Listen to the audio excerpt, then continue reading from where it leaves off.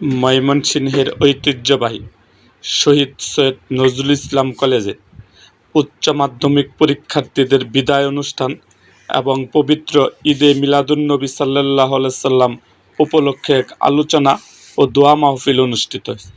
উক্ত অনুষ্ঠানে প্রধান অতিথি হিসাবে উপস্থিত ছিলেন ময়মনসিংহ ৪ আসনের মাননীয় সংসদ সদস্য আবু ওহাব আকন্দ।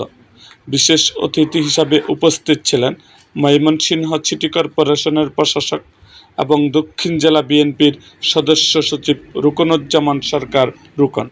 অনুষ্ঠানের বক্তারা পরীক্ষার্থীদের ভবিষ্যৎ সাফল্য ও উজ্জ্বল জীবন কামনা করে দিক নির্দেশনামূলক বক্তব্য প্রদান করেন।